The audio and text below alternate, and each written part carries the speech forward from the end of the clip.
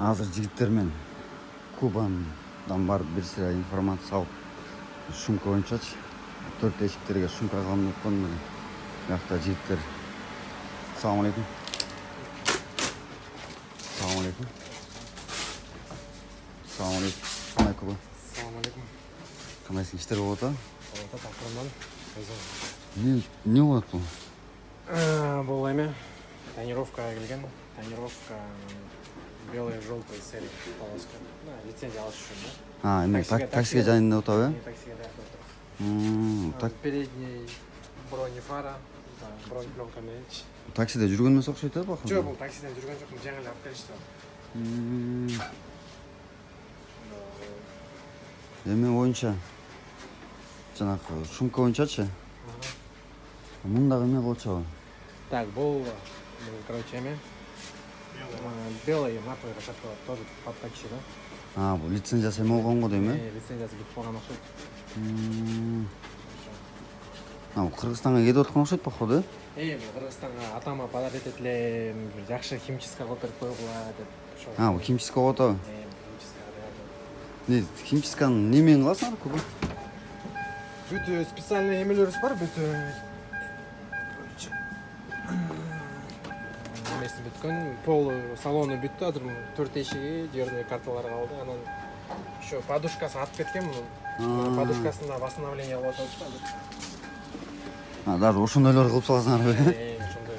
Там перешив кожа, көрдүңбү, мисалы, монуку уже перешивать этилген, монуку жаңы. Монун жаңы тартылган. Могу жаңы тартылган. Мисалы, ар жакты менен бир жакты көрдүңбү состояниясын?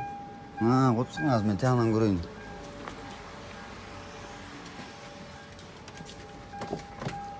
Мен муну ойлоп атпайм, химчистка ушунчалык Жок. эме бергенби депчи. Бул эме. Бул уже муну не хочу дейт да, ушу, короче. Муну восстановить эттик полностью, короче, перешив водительский сиденьяны. Экөөнүн эмеси деле жок го, вообще айырмасы, э? Айырмасы жок. Кожа ушул элеби? Кожа ошондой. Эми прям заводдогудай кожа эмес, бирок ошончолук ошого жакын кожа. Билинбейт экен, э? Жок, мындай биле албайсың деле. Мен муну ойлоп атпайм, химчисткадан кийин ушундай болуп калган Анан деп. эмеси атып кеткен, мунун эмесичи. Подушка безопасностьтан кайра биз баягы атканда билесиң, бул айрылып калат. Биз ошону да как завод восстановить этип беребиз да. Эме боюнчачы, мен жана 4 эшикти кылам деп атпадым беле? Шумкабы? Ошону кандай негизи эшиктен береби нормально эле? Мисалы, основной шум мунуку деген аркалардан болот да, передний. Жигиттер сразу промокод шумоизоляция кылганга, именно эконом класска Табеловдун каналынан келдим десеңер 10% скидка кылып берет. Ошондо общая стоимость 37 000 болуп атса, 33 000 бирдейке болуп калат да, копейками. Анан Кубаны жакшылап шарт этсеңер 33 000га кылып берет. Куба жаман көрбө. 33 000 эле кылып сал эмичи. 10% кылсаң бир 33 000 бирдейке болот экен. Именно эконом класс, анан комфорт плюстар бар болбойбу? Именно эконом класска действует. 10% скидка. 37 000ден 33 000ге 4 000. 4 000 болобу, канча болот расул? 4 000 нормальная разница, так что промокод Табелов. Передний мез, задний арка. Основной шум ошол жактан болот. А сен мисалы 4 эшикти кылсаң, сага толук деле жок 4 эшикти. Аркадан дейсиңби? Лучше кылганга жараша баардан бери кылып салыш керек. А если по детально кыла турган болсоң да кымбат чыгып кетет да, по детальнанчы. Негизи общий, мисалы, мындай легковойду полный шумка кылган канча болот? Если могу шумоизоляция комфорт менен кыла турган болсок, 37 000. 37 000. Ошондо 37ге эмнелер кирип калат? 37 000ге 4 эшик, 4 арка, передний подкрылка, багаж, крышка багажника, крыш, потолок. Потолокто кетеби? Пол. Ну, короче, кроме торпеды бүтүп бара кетет да. Эмеден башкасы. Анан эгер бул материал менен кыла турган болсок, анда бул материал 6 000ге кымбатыраак болот. Бул премиум бе? Бул премиум. Эң кымбаты ушул болуп калышында? Эң кымбаты Эксперт бе? Потому что бул дагы слойлордон зависит этет да, көрдүңбү? Короче, мисалы, могу 7 слой, 7 мм. Булар 3 мм, булар 4 мм. А бирок мен советим 10 мм кылып койсо нормально болот. Таксиде боло берет. Жок, боло берет эмес. Нормально толуп Карчы берет. чыгат, Эми звукту где-то 85%ке лишний звуктарды азайтат да бул. эми бул жанагындай основной муну кылышат жанагындай Porsche, кымбатыраак машиналар кылышат эми кимде акчасы бар машинасы. На самом деле экөө бирдей эле эме аткарат. Анда бөлгөндө вообще кымбат түшүп калат экен да. Мисалы бирөө ар ким келет да келип бир күнү полумду кылдырып кетем, анан бир күнү келип потологумду кылдырып кетем дегендерчи. Анан биз каждый келген сайын мисалы разбирать этип кайра чогултуп турабыз да, ошончо кымбат болуп коет. Эгер бир келгенде бир разбирать этип туруп кайра бир кылып кайра бир чогултуп койгон ошондо бизге да выгодный өз ордуна. Ошондо получается силерде тонировка кыласыңар, Тонировка, шумоизоляция, химчистка, полировка, оклейка, реставрация кожи, оклейка. Ну, оклейка деген только таксиле кыла бербейбиз. Бронь, пленка, фарага. фара, там, кузов, полиуретан. А мо эмеге рульга эметсе болобу? Тарттырса болобу? Негизи силер кыласыңарбы же кылбайсыңарбы? Перешивка? Перешивка. Ооба. Короче, 7000 өйдө болот руль. Чиста кожа менен. Баягындай мындай эле алып келип туруп кийгизип койбойт. Мунун баарын чечип, разбирать этип, как заводто деп. Ошо анан ошо полировка эме кылабыз, фараларды кылабыз.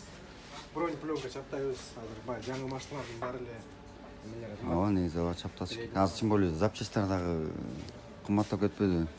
Анан эме кылабыз, дагы услугабыз бар, мисалы көрдүм, могу тешик болуп атпайбы бул жеричи. Мисалы бир таш кармадым там. Радиаторун, кондиционердин радиатору уже салам алейкум да. Сетка тартылабы? Сетка коебуз. Ошондой.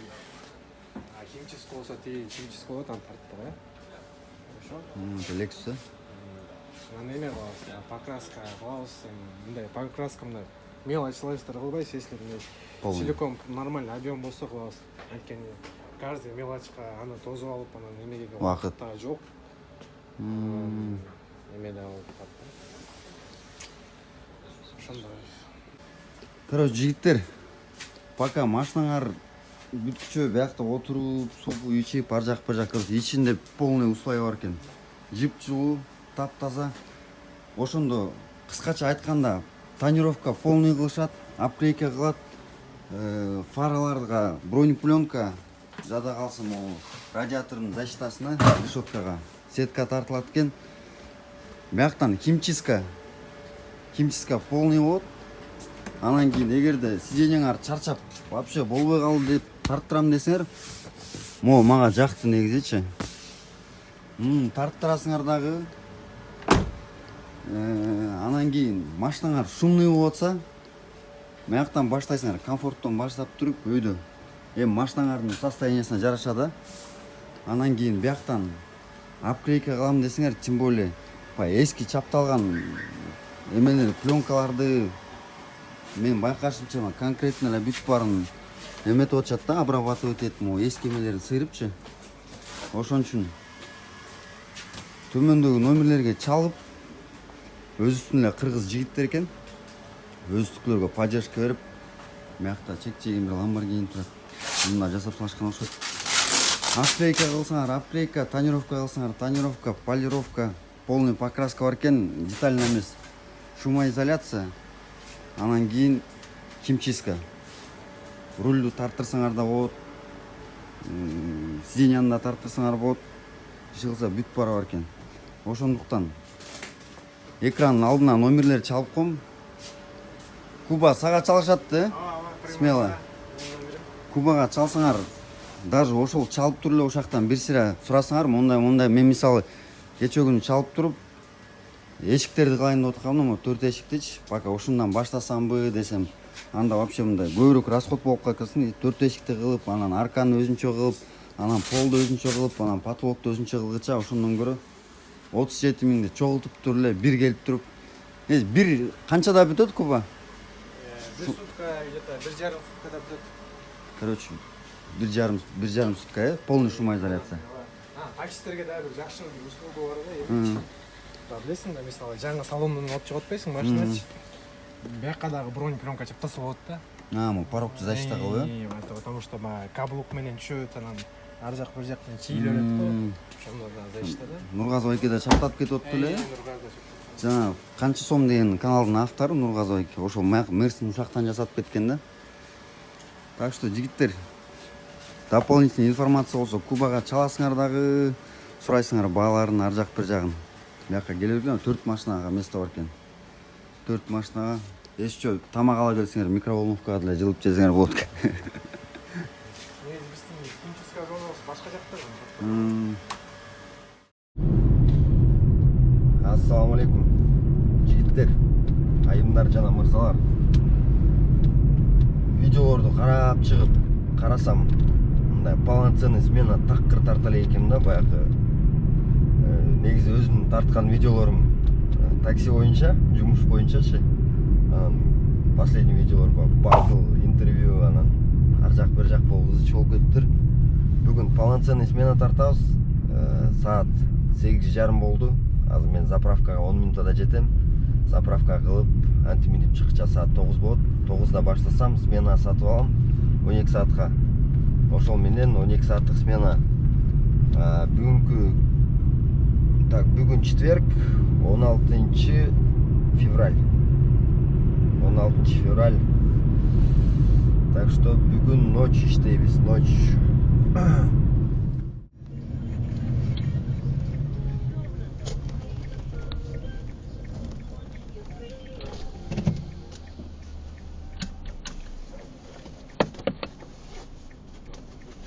Доброй ночи. Один? Пассажирам. Доброй ночи. Водительскому. Багажник открой.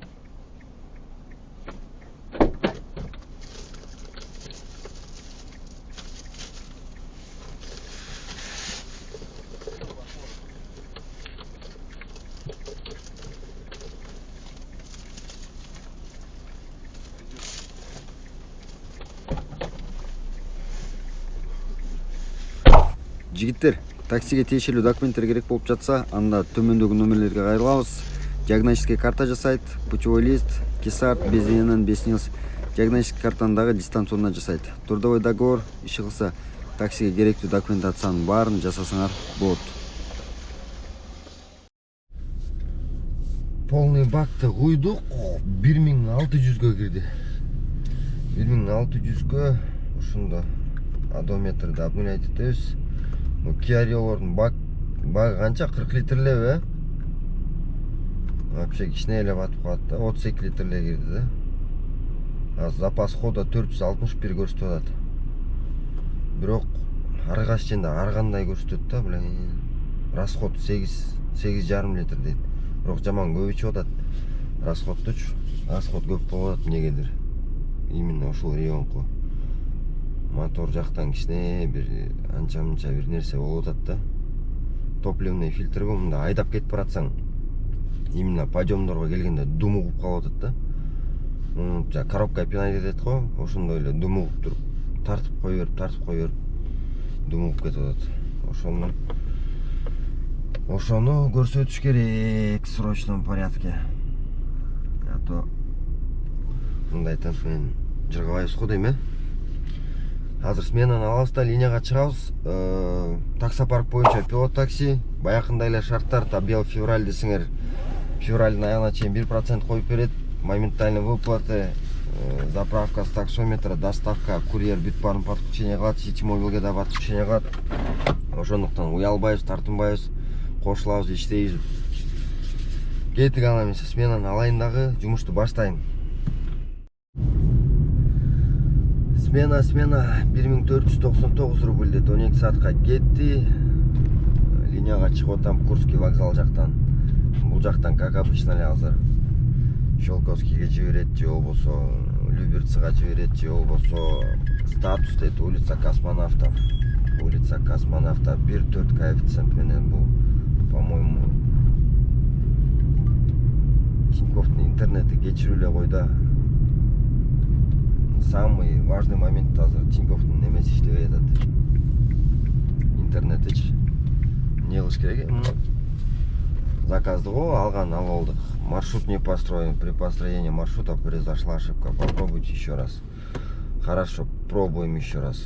Каланчевская. Ладно, кеттик. Интернет бир иштебей. Мен ушундай ошибка кылбагыла да. Мен 2 симкам тең Тиньковдо. Тиньков өзү жүргөн ошо проспект Мира жакта дебедимби? Тиньков өзү начальник болып жүргөндө бүт бары четко иштечү да, конкретночи, как положено. Тинькофф кетер менен каякта бир ызычуулар башталды, интернет иштебей, каякта бир комиссияларды күйгүзүп эле. Да, 1,4 коэффициент менен болсо, улица Космонавтов, дом 6ке канча километр экен? Аяка да маршрут тута албай атат. 7 километр экен, 16 минутта где-то бир 340 рубль болот болуш керек деп атам менчи. 1,4 коэффициент менен. Прям Казанский вокзалдын жанынан экен. Ладно, көрөбүз азыр бар.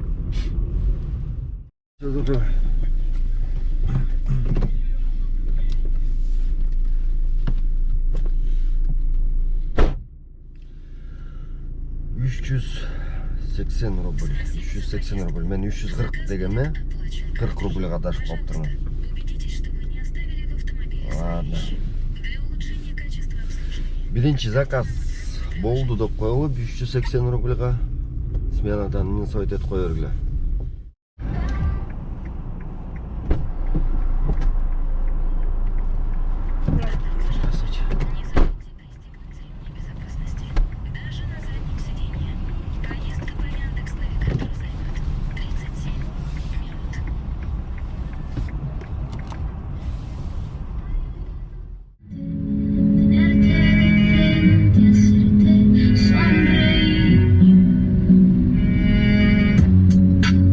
Билем, сени сүйөм деген сөзүң бекем экенин, бирок бул дүйнөдө сүйүү барын жеңет деген сөздөр жашоодо жомок экенин. Канча адам айтса дагы сага сен албаңага сүйүүңдү даңа салып келесиң. Бир көз караш менен сен барын жеңесиң. Сенин сүйүүң барына жетерин мен билем. Жаныңа жакын жолутпай мен аны сүйөм деп кете бересиң. Сүйүүгө күйгөн кыз намын алсаң да сен ал балага жетпейт экениңди билип туруп өмүрүңдүн бир бөлүгүн арнап бергенсиң. Жашы төгүп сүрөттөрүн көрүп айлай бересиң. Ачыңды басып бактылуу күндү эстеп кайра жыргай бересиң. Бул азапты тартып жаштыгың өтүп кетет. Кызым турмушка чык деген сөздөрдү угуп тажап жакында турмушка чыгып кетпеги. 1000 рубльдик заказдарды көргөндө жүрөк сүйүнөт го я. Көз жыргайт го көз. Саат 11 болуп калды.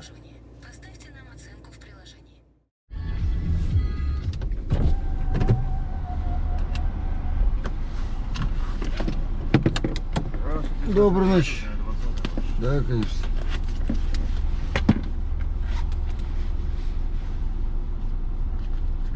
Нет, телефон не ищите, это у себя посмотрите компьютер. Сейчас проверим. С тобой нету? В телефоне? Да, электронно. Хорошо.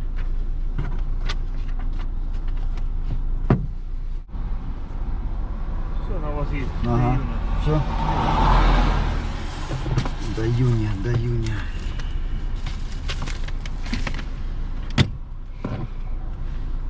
Шунтөле кой бойсуңарбы, э? Бияқта дагы эки коллега турат, таксист балдар. Бардыгы что-то бирдекесин жете окшойт да. Чыкса 4 машина турат. Эки доставка, эки такси.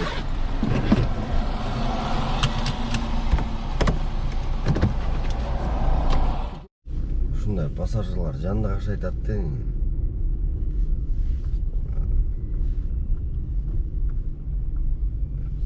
Күнүн айтып берейинчи.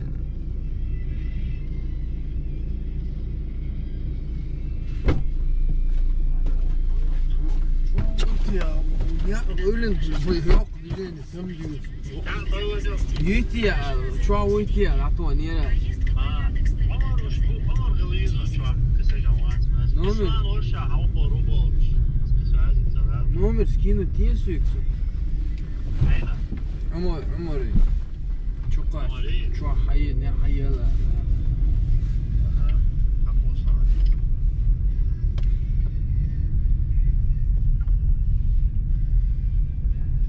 Салам алейкум. Салам алейкум. Алейкум салам. Я не сказал бы? Я по телефону разговаривал. По телефону разговаривали, я пока подождал.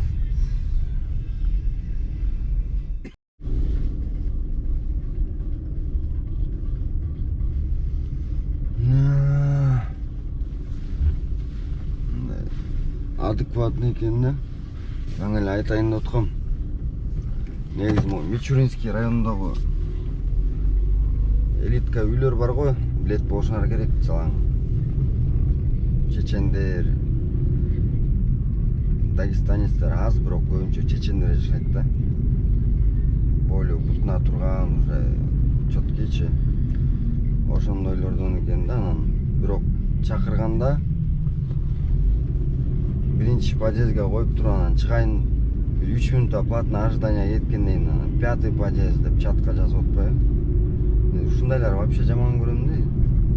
Ещё тем более дворда 2 машина турганбыз мындай бири-бирибизге напротивчи. Анан үйүнө жетейин деп калгандан кийин давайте в магазин заедем дейт.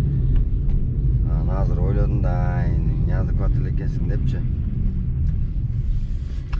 Неадекват эле экенсиң десем, келип можете завершить поездку, либо подождать дейт. Айттым, я завершаю депчи. У меня тем более следующий заказ деп. Но все равно точкадан ары айдап кеттим да мен. 500 метрдечи. Поэтому нету оправдания. Яндекс дәвір жол құлаққа тиіп кетті да. Мен как раз мұны алып келатып линиядан шығам деп ұмытып қалып тұрмын. Ошо мен по цепочке заказ түшүп қалды. Аны принимать етіп қойғам, анткени Никольская колчу центргечи. Анан центрде азыр тем более коэффициент күйіп аткандан ала берейинчи деп туруп азыр карасам, мен турган жакта деле коэффициент бар болчу экен да.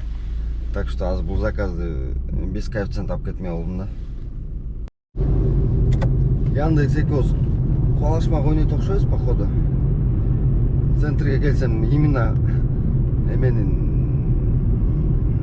кольцонун ичи, садовойдун ичинде вообще коэффициент жок го, өчүп калыптыр. Мен келгичечи, хотя мен канча 17-18 минутта деле келдим да. Азыр эми келатып еще линиядан чыгып койсом, заказ ыргытып атпай, пропускать этип, дәвир жол чыгып койсом, кайра өзүнөн өзү эле линияга чыгып калат деп койгон. Азыр Красногорскко заказ берди, коэффициент жок биякта, эмне кылам? Кичине күтүп турайын дедим, десем деле убакыт кетирип эмне кылам деп эле алып алдым мен. Бара берейинчи. Көрөбүз казыр ал деле бир 600 рубльга берет болуш керек максимум. Мен айткандай эле 600 рубль, 27 рубльга жаңылып калыптым. Спасибо за поездку. Заказ будет оплачен. Убедитесь, что вы не оставили в автомобиле свои вещи. Для улучшения качества... Үй жакты көздөй заказ берип калса экен деген. Красногорскто коэффициент күйүп тур го. Эми карагыла кайра центрдечи. Именно мен кеткенден кийин кайра күйүп калган. Азыр барсаң кайра өчүп калат. Ооба жигиттер, кайра эле реклама силерге жакпаган. Жаман көрмө жок. Эгерде метро Нагорный жакка жакын жашаган адамдар болсо, жакыныраак жерден СТО издеп жүрсөңөр, анда ушул СТОго келип, майыңарды алмаштырып, ходовкаңарды бир сыра каратып алсаңар болот. Чоң рахмат. Эгерде кимде-ким ушул райондо жашаган болсо, таксиге тиешелүү бүт ремонтторду кылат, шиномонтаждан баштап май алмаштырат, ходовканы жасайт. 2 подъемник бар экен. Бул жакта болсо тоже тоже 2 подъемник бар экен. Май алмаштырганга, ходовка жасаганга, шиномонтаж. Эгерде кимде-ким ушул райондо болуп машинаны ремонт кылам десе, смело келе бергиле. Адресин алдына жазып коем, телефон номерин алдына жазып коем. Жигиттер, неги силер майды канчадан алмаштырасыңар? Эгерде ушул сервиске келип калсаңар, Табияловдун каналынан көрүп келдим десеңер, майыңарды фильтрлери менен чогуу биригип 2500 рубльга алмаштырып берет. Болгону гана Табияловдун каналынан келдим деп айтып койгула. Майыңарды, фильтрлерди кошуп 2500 рубльга алмаштырып берет. Анан жаман көрмөй жок жигиттер, пожалуйста. Реклама көп экенин билем, просто кичине кыйынчылыктар болуп атат. Так, ушундай жигиттер, эгерде ушул районго жакын болсоңор же болбосо ушул райондо жашасаңар, төмөндөгү адрестер боюнча келе бергиле. Бааларым боюнча телефондогу номерге чалып сурасаңар болот. Рахмат. Обед болуп атабы, завтрак болуп атабы же ужин болуп атабы, билбейм, иш кылса. Тамак ичкени бартам. Ленинградское шоссе, Бешбармак, как обычно, бияка ДПС турат. ДПС браттар ППС менен кошо турат экен. Бияка кирейин десең бүт баарын тозуп алышкан го. 5 бармақтың алдын барын. Балдар келіп қалышыптыр. Жалғыз тамақ ішпей, мына как раз Кубойке машинасын бияқа тоқтатып қойын тұрғай. Арқасын жаппай эле мен деген мындай тоқтатып қойынан да. Жақта ешкімді жоқты. Saat ровно 5 болды, 5. Пока тамақ ішіп. Балалармен сөйлесіп арқылы болуынша. Заказ алдым азыр юных ленинцевтан. Каширская база, Ашан.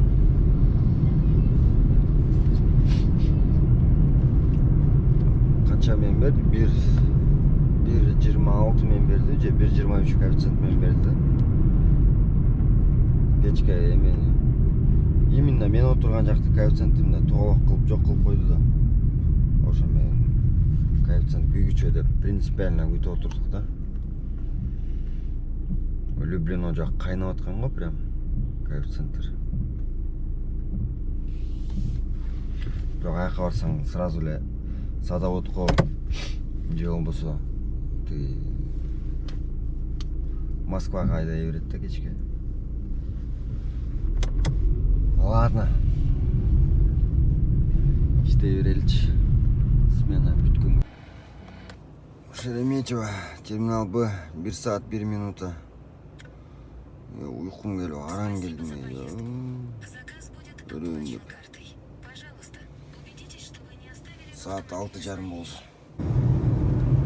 Шереметьеводан чыгып туруп, Долгопрудный жака салгам да, короче. 1.57 менен берди. 54 минута дейт. Канча бир? Да, 1.5-га береби, 1.5-га береби же бербейби? Ставка кылгыч, комментарийге жазгыч.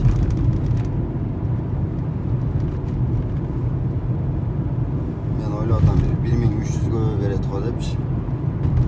Силер да айтып көргүлөчү канчага берет. Бул заказ жаман сомнительный го. Дом 14Б, сол жакта жана кирпич болгон. Заброшка кем продуктовый. Бирок точканы болсо 11-дом менен 14-Б'нин жанына коюп коюптур да. Мен ойлоп атам, все равно маяктан чыгат го депчи. Анткени картадан урулбай атат окшойт деп атам. Үйгө кечип койгула, заказды көрсөтөм деп унутуп калган турбаймын мен.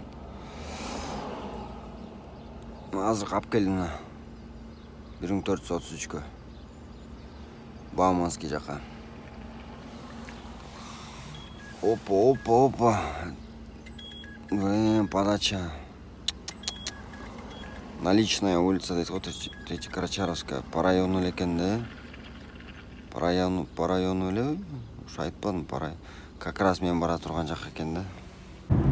Жана 400 канчага деп полный бак койбадым беле. 32 литр 382 километрге эле жетип калды. Бак вообще пустой, запас хода 0. 0-дон кийин уже азыр 7 километр айдап келдим азыр заправкага. Ошондуктан конкретно эле ичип атат, ошондо 1600 рубльдук бензин да. 95-чи. Топливный насосту алмаштырыш керек болот, ошонун подачасы некорректный иштеп атат да. Жана думуп калган ошондон эле го деп ойлоп атам да мен. Расход дагы сразу көбөйгөнүнө карагандачы. Азыр Роснефтке барып кайра коям. Мындай темп менен негизи 1000 рубльдук эле 1200 рубльдук 1100 рубльдук бензинден эле эмеси да. Же мен жаңылышып атам, уже башымда токтоп калды. Ошондо жигиттер, результат боюнча общий заказдын количествосы 21 заказ болду. 12ге чейин 2975, 12ден кийин 8797. Бензин боюнча 1600 рубльга бензин койгам, 32 литр, ошонун баары жок болду. Жумушту бүтүрүп туруп анан койдум да, как раз 0 болуп туруп. Анан кийин баягы өзүмө деле жакпай атат мо тарткан последний видеолорчу. Азыркы ушул видеодо эле реклама көп болуп кетти, просто кичине проблемалар болуп, и то эмени 2 күн ооруп калып, ошо менен монтаж кыла албай, кичине рекламаларда түшүп турат. Мен негизи бир видеого максимум 2 реклама киргизгенге аракет кылам да. Анан баягы сменаны тарта албай калгандан кийин же болбосо контент жок болуп калгандан кийин реклама берген адамдар дагы качан чыгарасың деп чыгарып койсоң жакшы болмок дегенден эми алар да түшүнүп бергенине рахмат, конечно. Бирок монтаж кылыш керек, видео тартыш керек, аларды киргизиш керек. Ошого дагы жаман көп билинбегени менен жаман көп убакыт алат да. Ошондуктан азыр жаңы дем, жаңы күч алып атам.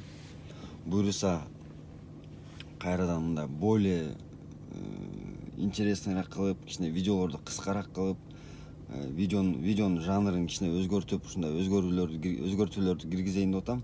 Ошондуктан бул видеого жаман көрбөңүздөр. Кийинки видеодон көрүшкөнгө чейин ассаламу алейкум. Буюрса бүгүндөн баштап тарта баштайм кайра. Анан кийин баягы караңгыда азыркы видеону көрдүңөр го, бүт салондун ичин баары эле караңгы, мен араң көрүнөм. Ошон үчүн маяка дагы кичине бир иштеп акча кылып туруп освещение коеюн деп атам, чтобы жакшыраак көрүнгөндөй болупчу. Ошондуктан дайынданып туруңуздар, жакшы видеолор чыгат. Не то что жанакындай контент ызычуулар, информативный видеолор чыгарганга да аракет кылам. Салам алейкум.